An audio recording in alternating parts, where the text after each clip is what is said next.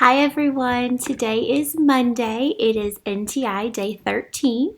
I have a special guest with me today. What's your name? Lincoln. This is Lincoln. How old are you? 3. 3 years old, and he's going to be 4 in May. But he wanted to join me today whenever I read to you all out of our book. I hope that you all got outside this weekend. It was absolutely beautiful. The sun was shining. The weather was just perfect. I think this week we're supposed to have a lot of nice days also. So make sure that you're getting outside and getting lots of exercise. I am going to read maybe if I can get to it, chapter 13 of our book, Because of Winn, Dixie. Here we go. Me and Winn Dixie got into a daily routine where we would leave the trailer early in the morning and get down to Gertrude's Pets in time to hear Otis play his guitar music for the animals. Sometimes Sweetie Pie snuck in for the concert too. She sat on the floor and wrapped her arms around Winn Dixie and rocked him back and forth like he was a big old teddy bear. And then when the music was over, she would walk around trying to pick out which pet she wanted. But she always gave up and went home, because the only thing she really wanted was a dog like Winn Dixie. After she was gone, I would sweep and clean up and even arrange some of Otis's shelves, because he did not have an eye for arranging things like I did. And when I was done, Otis would write down my time in a notebook that he had marked on the outside. 1 leather collar, 1 red leather leash. And the whole time, hey, sit still for me.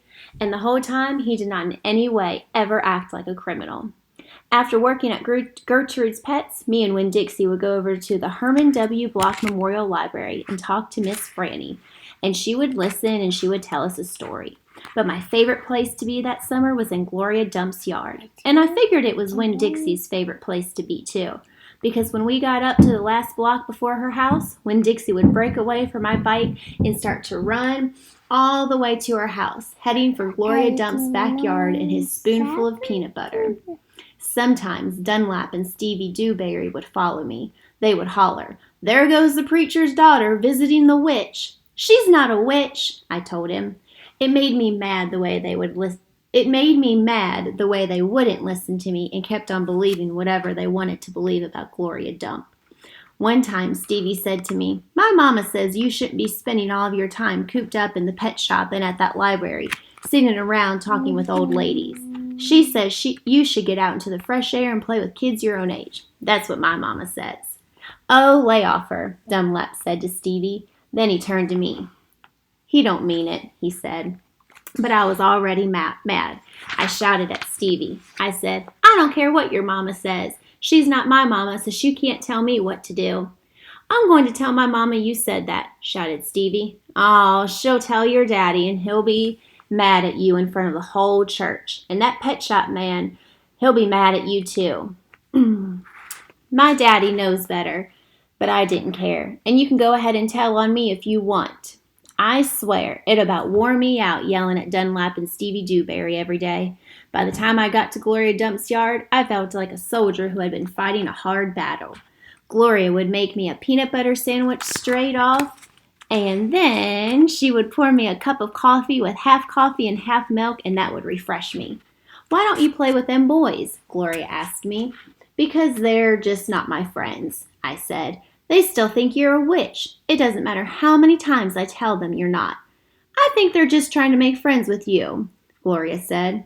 "I don't want to be their friend," I said. "It might be having fun, having them 2 boys for friends." "I'd rather talk with you," I said. "And they're mean, and they're boys." Gloria would shake her head and sigh, and then she would ask me what was going on in the world and did I have any stories to tell her, and I always did. Did you like that chapter, Lincoln? Yeah. Yeah? Does Winn Dixie remind you of Mocha? Yeah, but I just don't talk to you. What? Not to go on chapter 14, and to have to go on chapter 9. Well, this actually says chapter 14, and tomorrow I'll read chapter 14 to my class. Okay? I meant 14. Oh, I read 13 today. All right, guys, I love you all, and I hope that you have a great day. You want to say bye to them? Bye. Bye, guys.